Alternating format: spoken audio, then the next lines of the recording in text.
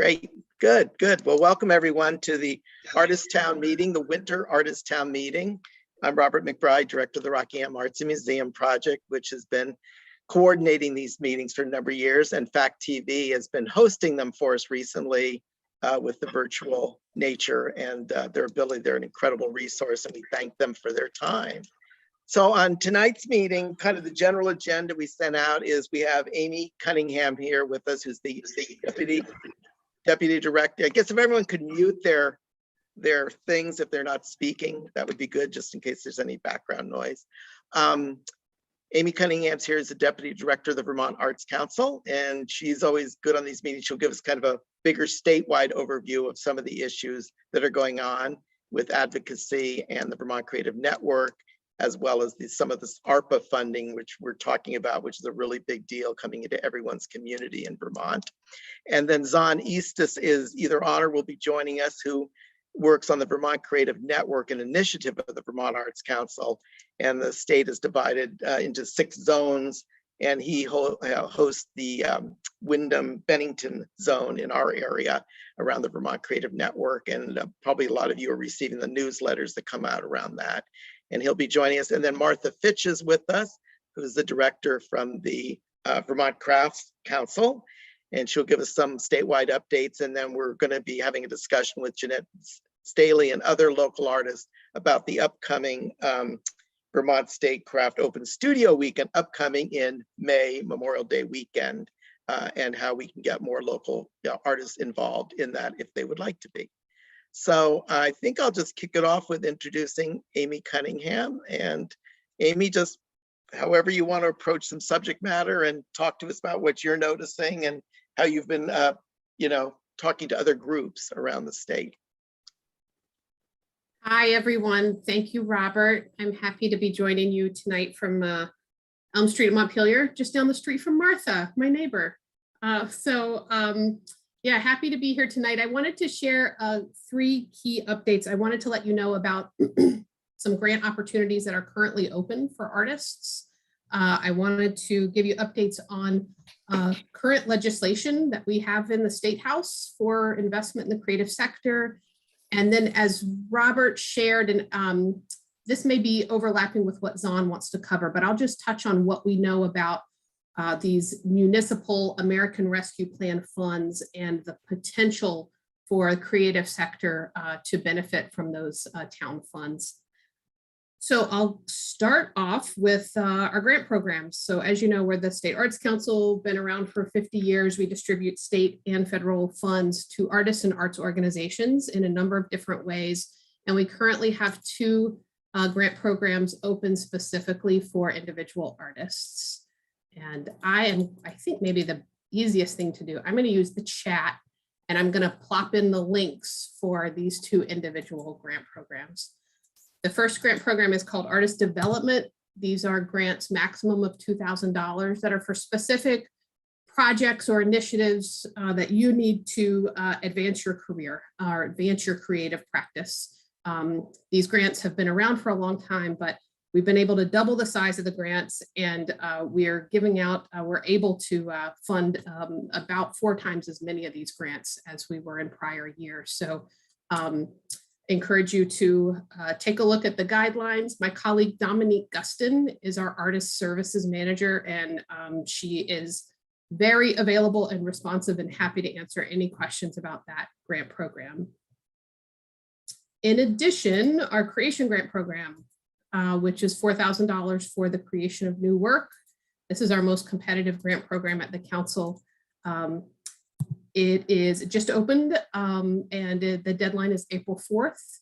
And again, I put the link in the chat, and on each of these pages, you can see the full grant guidelines. You can take a look and preview the application. You can see contact information for my colleague Dominique Gustin, who runs these programs.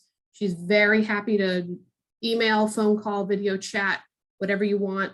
And then there's a grant seeker workshop, so a Zoom call coming up next week about these creation grants with Dominique if you're interested. So those are the artist grants. Any questions about those? All right, I'll roll right into the State House legislature just started as a part of our work in organizing around the Vermont Creative Network. Robert has been around from the very beginning in pushing this idea of the bigger ecosystem of the creative economy and the creative sector and all of the ways that it's important to our state and all of the ways that it merits investment. We completed, as you may know, I see some familiar faces from some of the idea jams and gatherings we've had over the last year to gather ideas and get input on kind of the big strategic vision for what Vermont needs to do to invest in the creative sector. And we are really doubling down. So for the first time ever, we're putting forth a big request at the State House. So it's, we're calling it the Vermont Creative Futures Bill. It's been introduced in the Senate, it's S202, and in the House, it's H624. And again, I'm gonna plop, sorry, I'm not doing slides. I figured it was just easier to give you all some links in the chat if that works okay. I'm gonna put a link in the chat here for the page on our website that talks about the Vermont Creative Futures Bill. At the bottom of this page, you can see there's a link to the Vermont Legislature website where you can track the bill if you're interested. You can see the one-sheet summary and slides. In a nutshell, this is a $17.5 million request in the investment in the creative sector. It's a response to, one, the disproportionate harm that has been felt by the creative sector. In addition, there's other sectors like the restaurant sector, of course, who've had disproportionate impact due to COVID. But secondly, this is really a response to what we know, which is that the creative sector is one of the kind of special sauce of what makes Vermont special. And as we look towards workforce development issues and healthy, prosperous Vermont economies, we know that investment in creative sector is a really good long-term investment. So Nick, good question on the legislation. We've got great tripartisan support, and I will put the links in the Senate. It's Allison Clarkson is the primary sponsor, co-sponsors Keisha Ram Hinsdale, she just got married, Ann Cummings in Montpelier, and Joe Benning.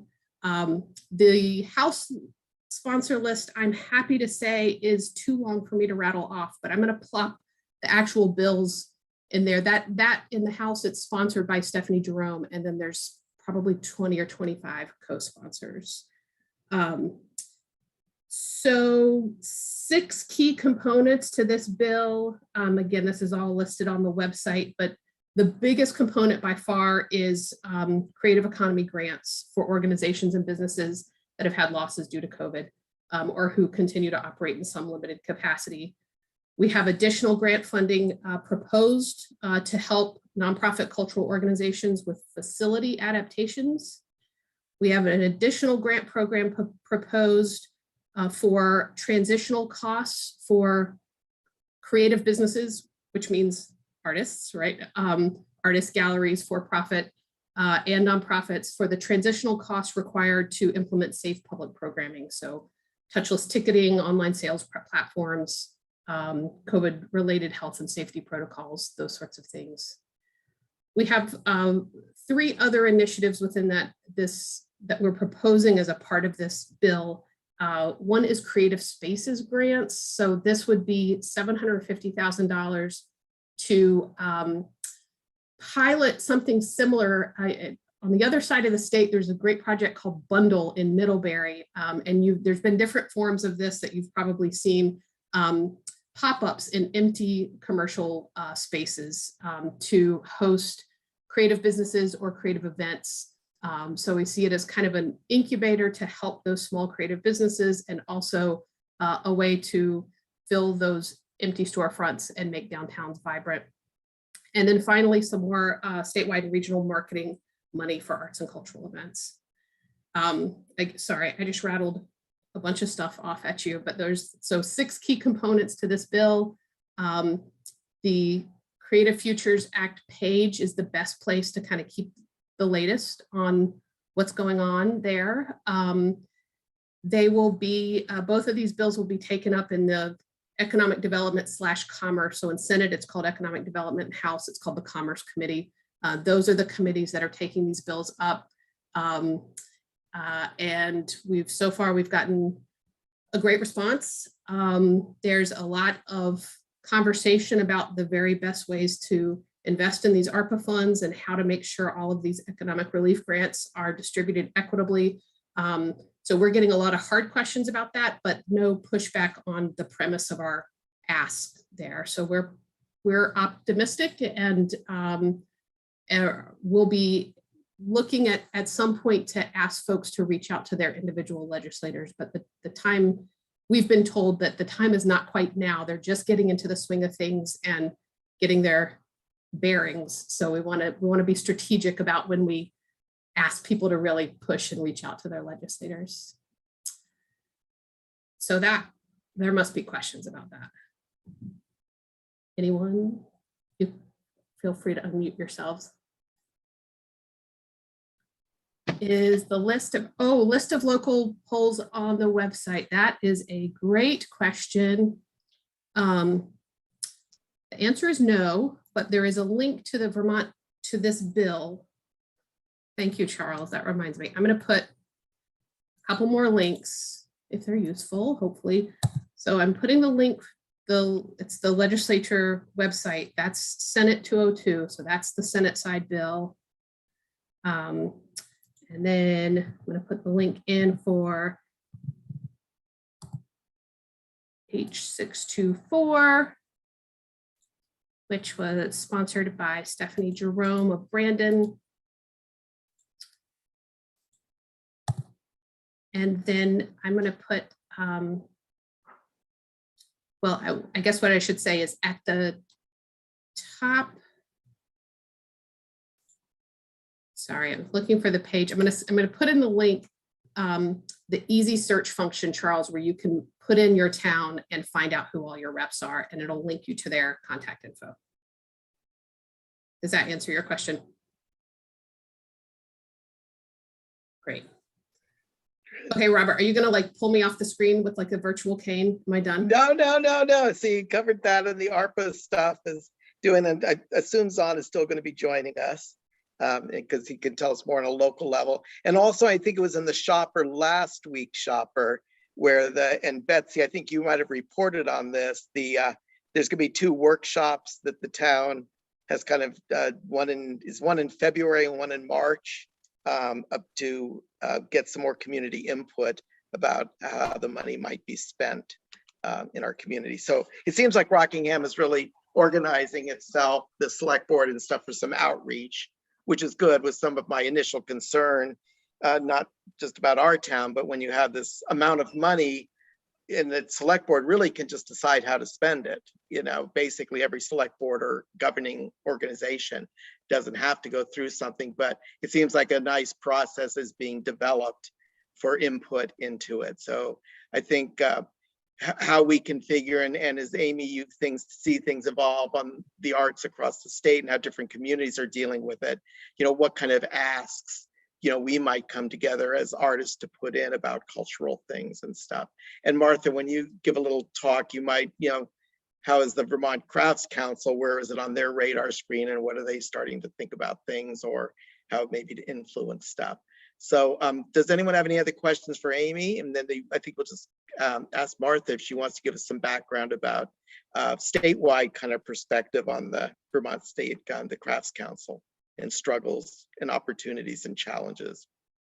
Yeah, just for context, Amy, Nick here, this is pretty big deal, right? I mean, there hasn't been a bill introduced like this in Vermont in, I don't know, recent memory. So of course, the feds are giving in a way that maybe to the states that we haven't seen either due to COVID, but it does seem like a really good opportunity. And it's great that there's buy-in from both sides of the aisle, because it doesn't seem like that's happening a lot in America right now. So yeah, it's enormously exciting. And like you said, Nick, this is, you know, on one hand, it's the result of the hard work that's been put in to do the research and do the community organizing around the idea of the creative economy. but it's also a historic moment. I mean, this is the New Deal of my lifetime right now. I mean, frankly, I wish it were on the scale of the original New Deal, but it's still, this is a really unique opportunity for transformative investment. That was Phil Scott's buzzword in his budget address this week, Yeah, transformative investments. And I really think that's what this is. Yeah, that's great news. Great. Yeah. Thank you. Rob, It's absolutely. it's really offered the opportunity for the creatives and the artists and everyone to be at the table in a serious, meaningful way because of what we actually contribute to the vitality in a community. And in these uncertain COVID times, yes, people have, theaters and everything have suffered enormously because of that. But that, I think we are really the ones that are going to kind of navigate us and bring us through a lot of the troubles, and stuff. If I may, Robert, my invitation to any of you is if you've got a particular story about your artistic practice or, your creative business, and you'd be interested in sharing that with us about how this bill would help your business, how your business, I say business, and knowing that you're all small business people as artists, how you might benefit from this legislation, the role that you play in your town's, rural economy. If you're game to write a letter or testify, reach out to me. We are trying to collect as many individual stories about the needs and the situations that are out there to really, we've got a ton of data that we can throw at legislators, but to have, a glass blower in Bellows Falls tell the legislature, here's the impact of my work and here's where I am right now and here's why investment is needed. That's so much more effective than statistics that I rattle off. So be in touch with me. I won't throw you in or, put you onto a committee and do anything you're not comfortable with, but we could just kind of talk through if you're interested in being a spokesperson around this and sharing your story. And Amy, I was wondering if the Arts Council might have some kind of like one pager about sort of prompting those questions that someone could respond to. You know what I mean? It's like, you say like, tell your story, but maybe put some provocative ways that we might not even be thinking our story is important or something, Yeah, we don't have that right now. That's a good point. We're definitely still, like I was saying, we're not doing the big push for outreach right now. So I'm definitely doing that more on a one-on-one basis right now. But that's a good idea, Robert. We should work on that. And I'm going to put my email address in the chat.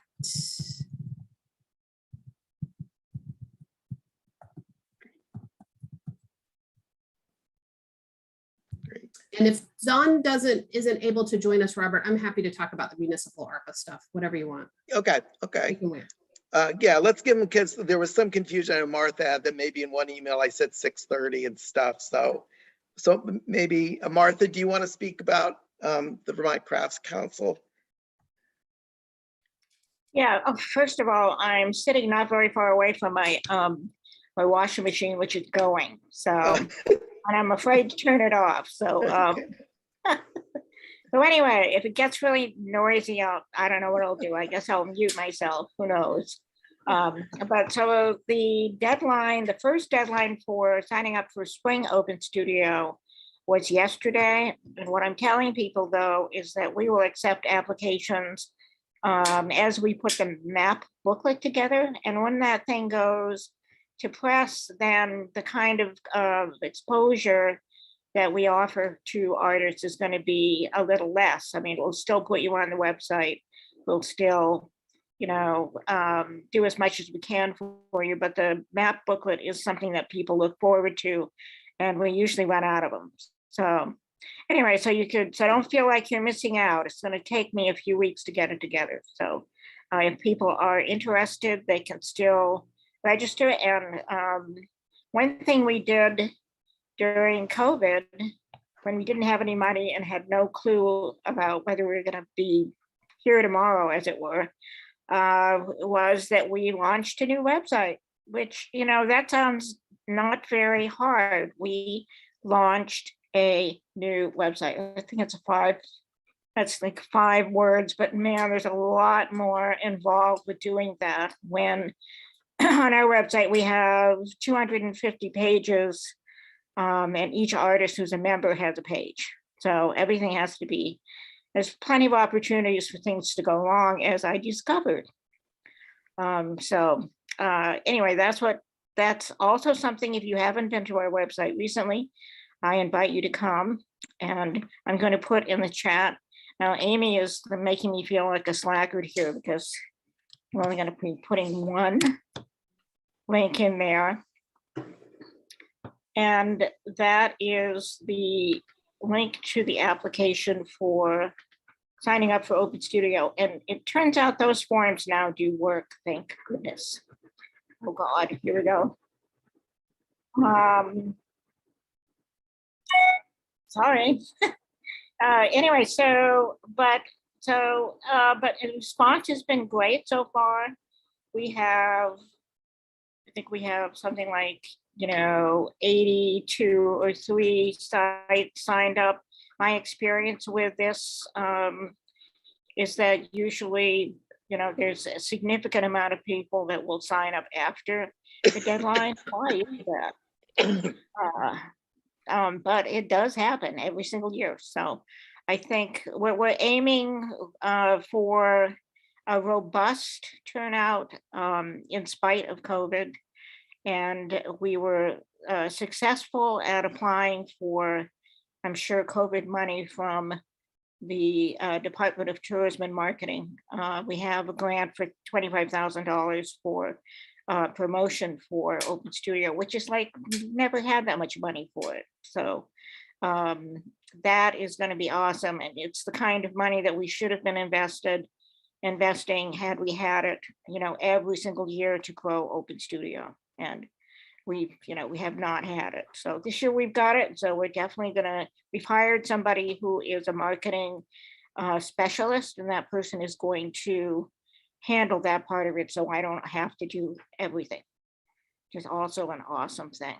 So otherwise, it's, people have been concerned about what the risk is. And so far in advance, Omicron came along and kind of just, affected us all yet again in terms of what can we expect, what is going to be safe. And we've just been telling people that in a lot of ways, having a studio where you can control who comes in and how many people come in to see you is a lot safer than some of the other situations that you could find yourself in. And we're recommending that people look for check vaccination cards and social distance and offer masking and offer an exhibit that's outside of the studio if they can do that. And so, that's where we're at with it. And we'll be in touch with all of our artists as the warmer season comes along, we hope. So otherwise, let's see. Does anybody have any questions at the moment for me? I know that Bellows Falls has got a contingent that's working to have a headquarters at the 33 Bridge, is it Bridge Street, 33? Yep.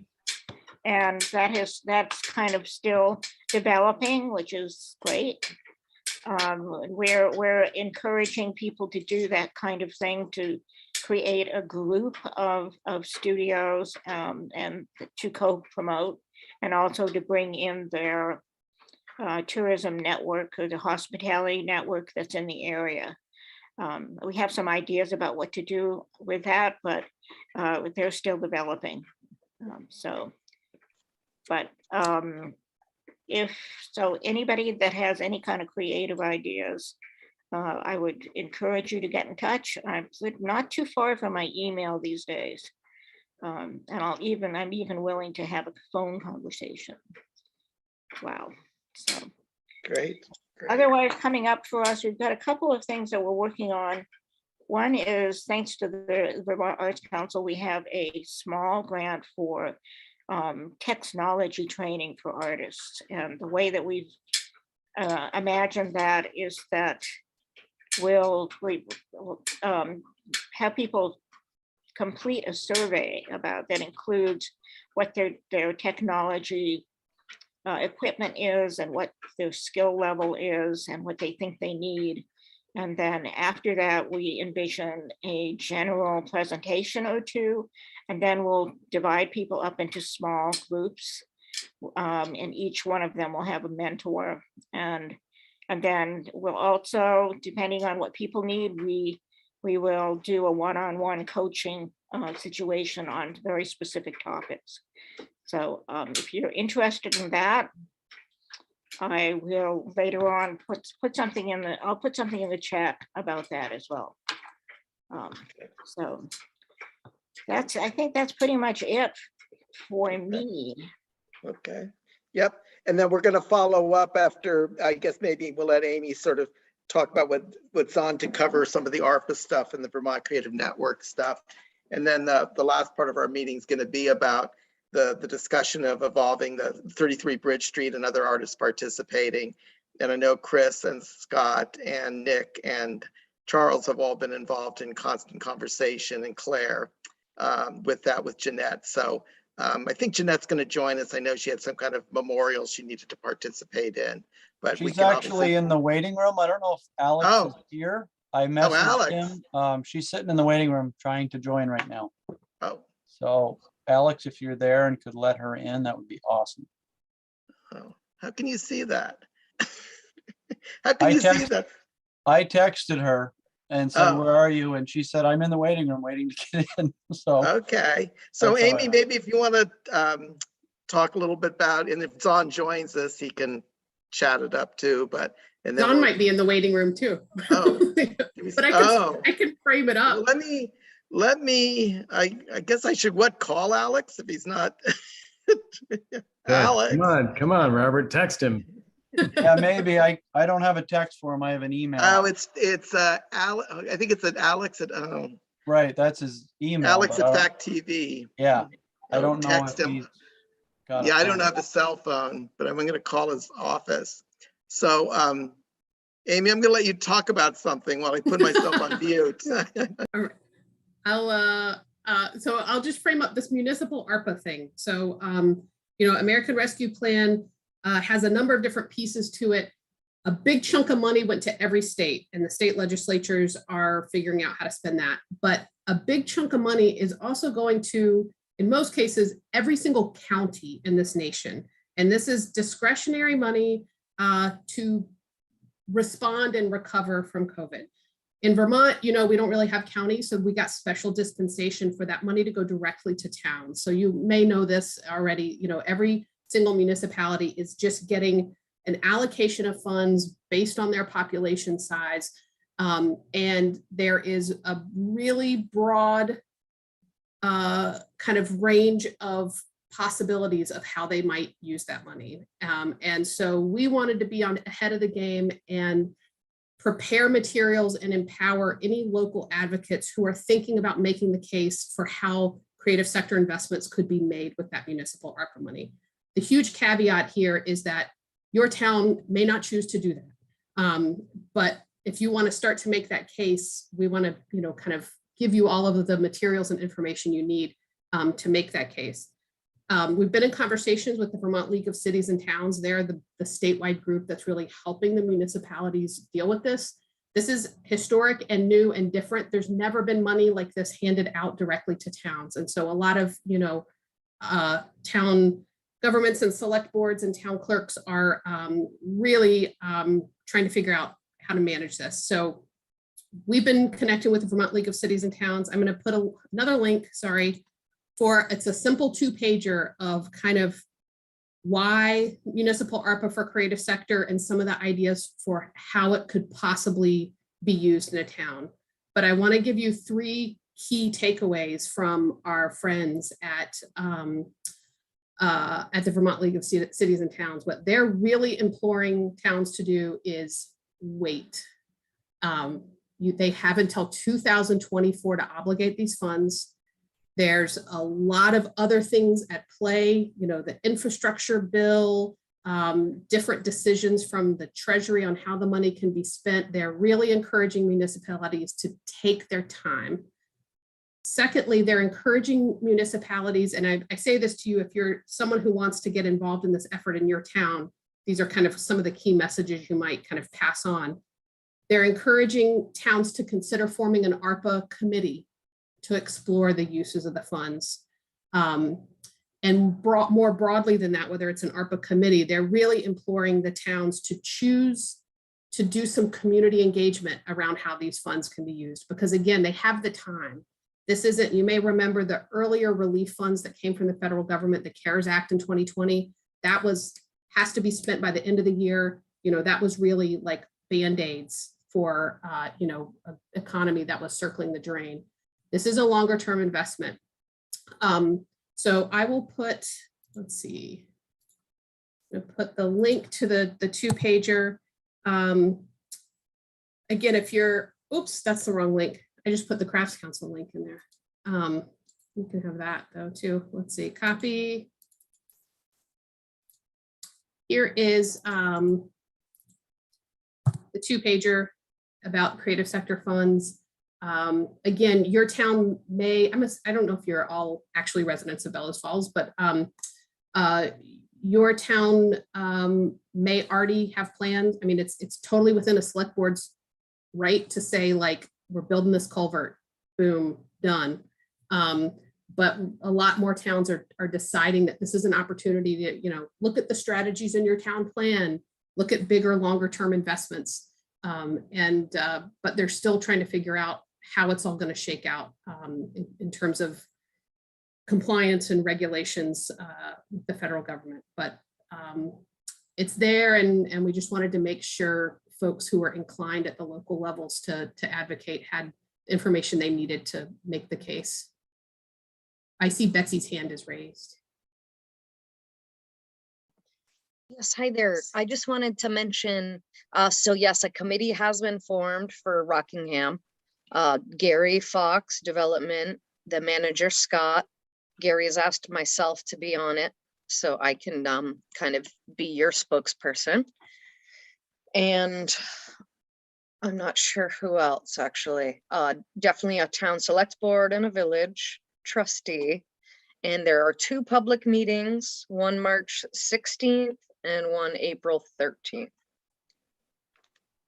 Yep. And I will just mention something that I've gathered from reporting on the select board and trustee meetings, that I think if we can all come up with ideas that actually the village can get behind and know that possibly they might be spending money on in the future.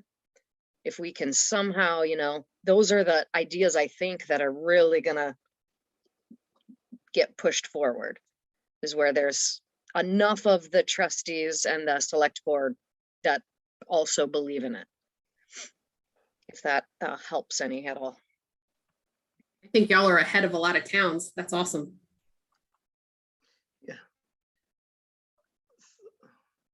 So Betsy, do you imagine that those ideas would come out of those scheduled meetings? Yes, or, you guys could brainstorm separately and then bring, a couple of your ideas to that meeting as well. Right. I think, yeah, what Gary wants is all the organizations to kind of think about. What I've talked to BIFTA about is things that, like, we want to help with new lampposts, do the upgrade on the lighting. That was kind of a project we had looked at, but then I was thinking, okay, that's something the town would be spending money on eventually. They're replacing those lampposts. So to me, that would be a really good idea to put out there, because it would benefit what we're wanting to do with BIFTA, and we would get to help. Plus the town is seeing, okay, eventually we're going to have to put how many thousands of dollars in. So, I mean, those are the kind of ideas that we're coming up with. Mm-hmm. Right. It's also kind of interesting to think that, because these decisions are ultimately, I guess, approved by the select board's trustees, and then the complexion of those boards could change between now and 2024. So where does the commitment happen, and then where does the final approval happen? I mean, I don't imagine a new select board or trustee or changes would totally change around, but it's kind of an interesting evolution, that could happen with things. Yes, and I'll just add the townwide plan, the area-wide plan, the island expansion, all of that is, eventually there will be money put in, villages investing, towns investing. So those are the kind of things I think we all need to think about. How do we fit in those plans, and to make that case so that the town and village can realize, okay, instead of spending it 5 years from now, let's put that money and invest it in this project with the ARPA funds. Right. Yeah. Yeah. So, great. Okay. So I'm sorry if they're still out in the waiting room. I don't know what to do. I don't know where our coordinator has gone, but I think the next thing we just did want to discuss was among the artists and the Open Studio weekend coming up, and in May, and in the group that's sort of been meeting a little bit about that. I didn't know if you and Chris and Scott and Claire wanted to kind of chime in and talk a little bit about where we've come from, and how the Bridge Street project, putting together a space there that people could participate at that space if they didn't want to have a studio opened off location, to create a little cohesion and a destination in Bellows Falls for people to see several artisans at once, could be. So does someone want to step forward on that a little bit? I don't mind speaking. I know Chris, you've been the cornerstone here, but he actually won't be participating this spring. So a lot of change for him. So I'll not that I want to officially take the mantle, but I will speak to it. So as many of you know, we do have a really great space at 33 Bridge Street, and there's a common area. Not only are there 2 or 3 people here already in their own private studios doing the event, but we thought, what if we were to expand that common area to include some of the local artists in our community that maybe are out in the further reaches of the back roads that might want to be in town. So we've thought about creating more of a destination event that might include, food truck service with. And I know Chris probably can speak to individually to what sort of success we've had with that, but it sounds like we've lined up some food and culinary arts, if you will, and also some music. And we have some new participation. Shannon, who's also on the call tonight, a friend from Chester, has offered to participate and come scope it out down here as a jeweler. I know, Scott, you spoke with some others. Mike, I met today, who's a woodworker / stonemaker, stone sculpture. It sounds like we're trying to spread ourselves around in media and just create more of a destination. I know Jeanette's been working on writing a grant to get some promotional marketing funding to really kind of pump up the social media marketing, more of a strategy, more a cohesive plan. So we're working on it. Of course, Martha, pointed out that this is a moving target with COVID, and we're working to make whatever accommodations we can. We did, host a live event last fall, which was nice. To be in person, and it felt safe. People were masked. I mean, we have a policy in the building where people certainly are required to be masked. And it's open enough so that, hopefully we can find a balance between crowds. We'd love a crowd, but not one that makes us uncomfortable. But I think we can accommodate, people in the spaces. So, really the idea is to create more of a destination and take up a little more space on the map with more stars, and really, try and coordinate with others in I know Charles has been working with Main Street Arts, and there's some other things outside of just 33 Bridge Street that I know is also hoping to get some traction. Canal Street Gallery, some others that'll be participating in some of the arts events for the month of May. Has sort of been our month, right, Robert? To try and really just create some awareness in our community about all the people that are working to make nice things. So yeah, it'll be a little bit different. Chris is making a change. He's been, like I said, sort of the anchor here at 33. He's been blessed with a new opportunity to expand his expertise to a different sector, although he'll be using a lot of creativity. It's not quite making glass. So, you know, but we'll miss his presence, but you know, he's done a lot to kind of lay the groundwork, and I know he's still here and participating on some degree. So yeah, we'll just see what 2022 brings. And I think we got a good group of people. So it's taking shape. Yeah. Well, So, I'll just say that I've joined the group for a couple of years and showing down at 33 Bridge Street, and it worked out really great. There's more people that will come there than to my studio, and plus the camaraderie of the other artists is really nice to have. So I'm going to join them again. I plan to. Great. Yeah. Glad to have you, Claire. Yeah. I mean, I feel like, you know, how it is with this kind of thing. It takes a number of years, you know, before people really kind of gets traction. And I do feel like we've had some good events, and of course setbacks with, you know, COVID and whatnot, but there's a lot of quality here. I think we just have to keep pushing and it'll happen. So I'm encouraged by the energy here. So Yeah, I mean, we've been pushing at it Martha, I think I joined Vermont Craft Council my first year. So it's probably 15 years, I think.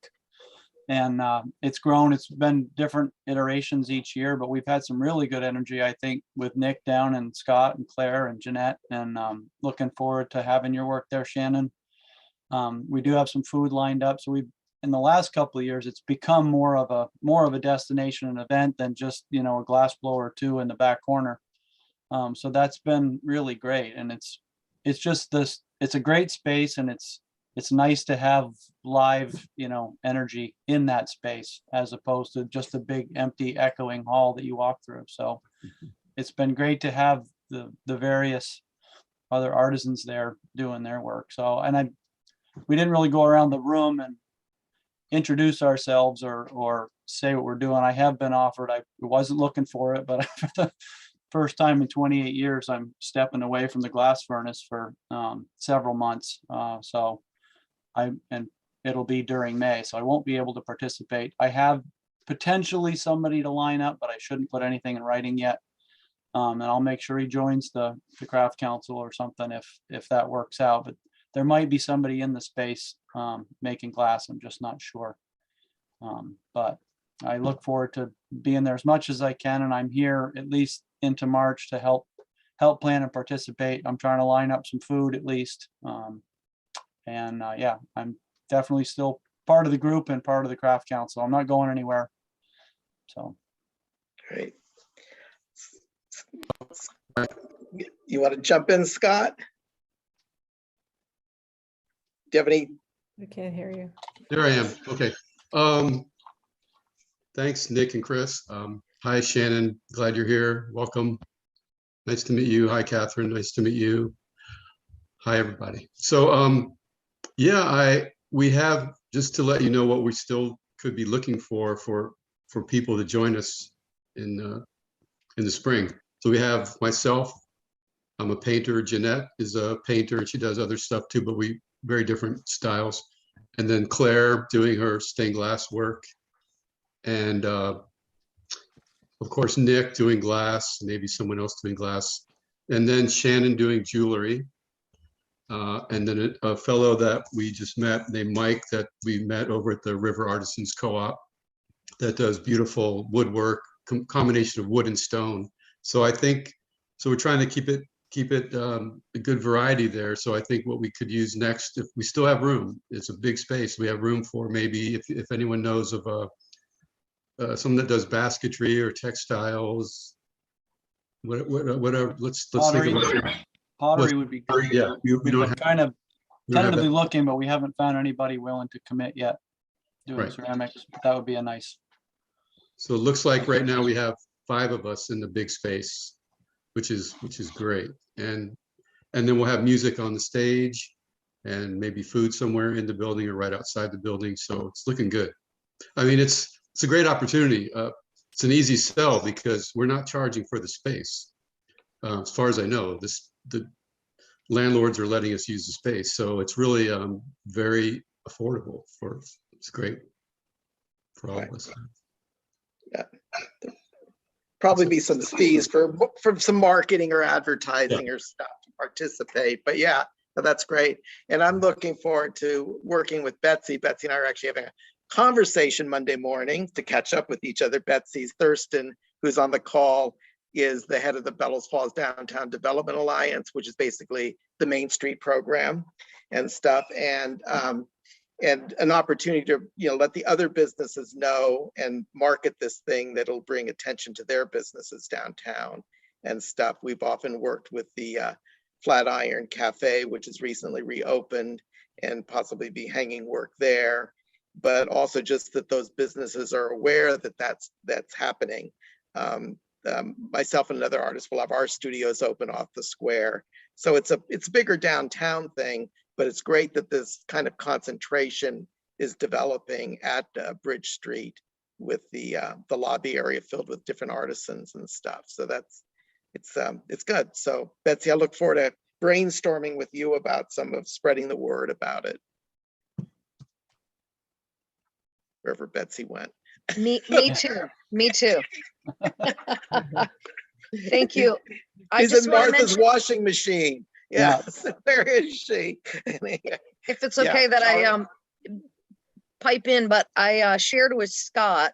But I will actually make sure this goes on the community calendar for the rockbf.org site as well. So Nice. Great.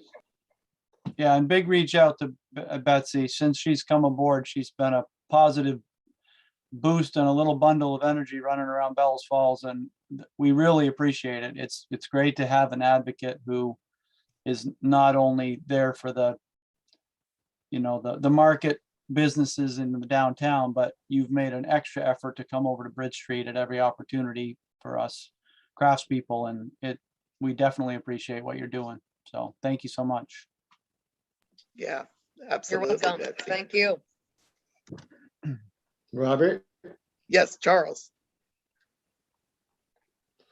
Yeah, I just want to mention Main Street Arts, and I want to introduce Catherine Despont, who's on the call. She's with Main Street Arts. The two of us are working together on programming and getting the place back up on its feet. We did sign up for Open Studio Weekend, and on the suggestion of Robert to have the place open for people to come in to use the restrooms, to see what Main Street Arts is doing with its projects, and possibly have some coffee and donuts, and possibly some music in the stage area. We haven't really set it up exactly what we want to do there yet, but it's been suggested that we would have the maps as the information center. We would put something up on the wall about the local artists and where they're located on the map. We can do something like that. So I'd like to hear from the rest of you if you have any ideas about how Main Street Arts can help out with all this. Catherine, did you want to say anything more other than introduce yourself? Thanks, Charles. Yes, I'm Catherine. I feel like I've met some of you over the last year, but I moved to Saxton's River about a year ago, and my background is in arts programming, and I'm also a writer, musician, yeah, I think Charles had the foresight to get us registered and for the craft weekend, and I'm listening to you all talk. I'm hopeful that we might be able to sort of organize as a hub for some artists that might be in our area too. And then right now, sort of the strategy that we're working on is just mainly how to keep the theater space open as a resource in the area. And so we've been thinking about sort of performing arts incubation. And we're preparing to launch, well, it won't be an open call this time, but a request for proposals among people that we've been in discussion with, who would come and essentially sort of work as short-term residents of the theater space to develop, record an album or rehearse a dance piece or a theater piece, and sort of put the space, activate the space while it's in a moment when it's impossible to have public programming. And I think the next step for me is sort of looking at some sort of work trade agreements or space rental agreements, so that people who weren't directly selected as residents of the space could also rent rehearsal space.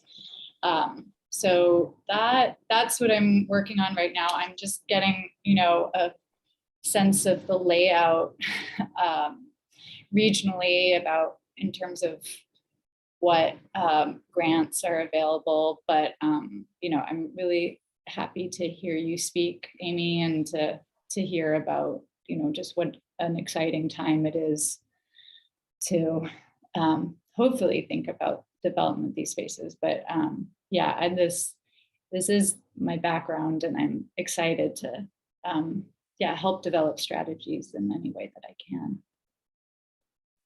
And I'm also, Robert Dugrenier is a childhood family friend, is part of the reason I ended up in this area, and I'm currently working in his studio 3 days a week, assisting him. Nice. Yeah. Where did you move here from, Catherine? Well, I'd been fairly nomadic the last 3 years. I'm from New York City originally. That's where most of my work happened. I worked for a couple of years in Devon, England, at a place called Dartington Hall, which is a very interesting arts colony with a focus on rural development through arts and agriculture. So I've done a lot of research in that area. And then I was living at a friend's farm in upstate New York when the pandemic hit. Found my way here. Glad to have you in Vermont. I'm happy to be here, really.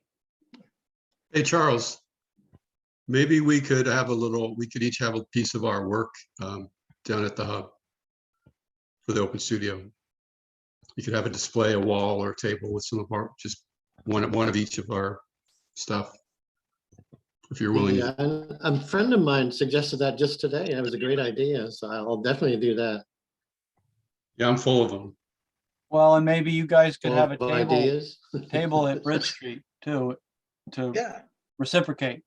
So we could be Okay. passing out information for you as well, just for the people that might not make both. It'd be great, thanks. Chris, you're always so diplomatic and democratic. I love it. I try to network if I can. And I was thinking, Catherine, as you were speaking about, different people that possibly could use their space as rehearsal or not. I know over the years, I don't get a ton of calls, but I do get calls from bands that would like to have a place that they can actually bake music and be noisy. It's hard, and maybe Chris, I don't have some connection more to that, but specifically, they'd have to have a contract and this, but a rehearsal space for like bands to practice together. I got a call from recently, they can't do it in his apartment anymore, this or that. And Main Street Arts is this kind of isolated building, and if they could come in Tuesday or Thursday nights, it might be a sort of a target kind of market besides the traditional ones we think about, the theater and the dance and stuff, but bands, Yeah, absolutely. I would love to have that there. I think it's so important for the building to be alive in any way possible. Yeah. And I think, stuff can develop relationships, projects, the more people are around it. Right now, the emptiness is like killing it as much as anything else. Absolutely. Yeah.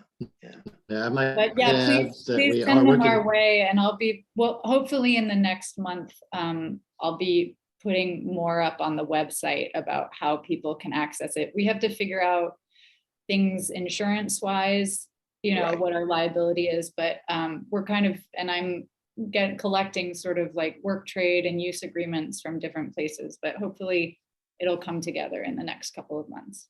Mhm. Regarding the might music, if add- there's, oh, sorry, Charles.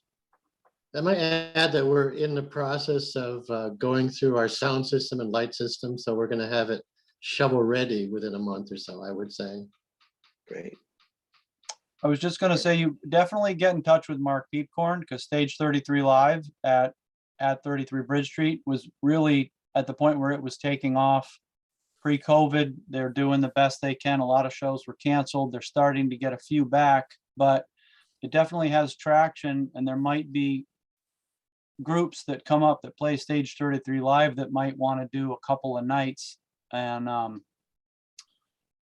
if you guys That's- have the space, you might be able to coordinate with Mark and offer a 2 nights for some people, and that might help you guys Yeah, expand. what the you're start we're getting with the sound system is through Stage 33 Live, so we're totally in contact with Mark and the others. Okay, Thanks, great. Chris. Great. I'm just gonna jump in. I see Zon. Zon, were you sort of stuck in the waiting room? Yeah. Hi.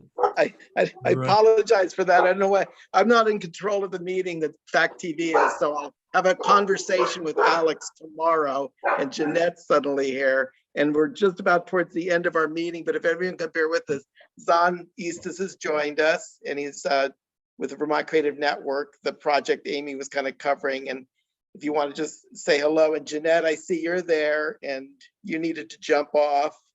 And I apologize that somehow you guys got stuck in the waiting room. It's all right. Yeah. Hi, everybody. My name is Zon Eastis. I live down in Guilford, Vermont, south of Brattleboro.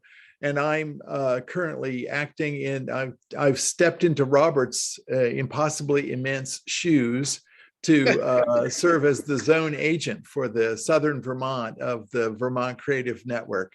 And so you may get newsletters from me now and then. I don't know if you're on our mailing list. I encourage you to join that. If you're not, you can find that by going to, you have to kind of go click through, but you can find it on the, oh, Amy's going to do something, it looks like.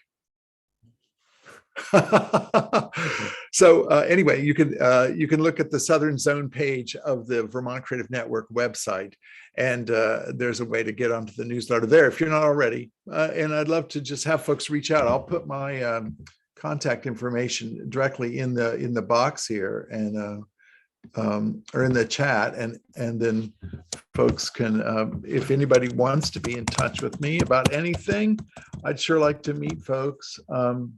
And just let you know what's going on. I don't have anything really to report, really, because I imagine that everything that the Southern Zone is thinking about right now is very, very right in line with what Amy has already taught. I imagine we're really focusing on ARPA funds, and we're really looking at advocacy for this $17.5 million ask. So I'm pretty sure that those topics have been out on the table already. But nice to see you all. Meet you. Hello, Martha. Haven't seen you for a while. Great. And Zon's always, everyone's invited to these meetings, but Zon will be talking at the next Artist Town meeting. Maybe we'll have one before Open Studio if that seems appropriate for everyone, if there's any kind of things to cover. And Zon will always give us an update on the creative zone, and which connects us to Windham and Bennington counties, which is what it's kind of exciting about it. It expands our region and stuff too, and that's great. And then Jeanette, did you want to say a quick hello? We did kind of cover things, and I once again apologize if you were stuck in the waiting room. Oh, yeah. Hi. Sorry I was so late. I had a lot going on today. So it's great to see so many people. Sounds like you covered everything. I got to run.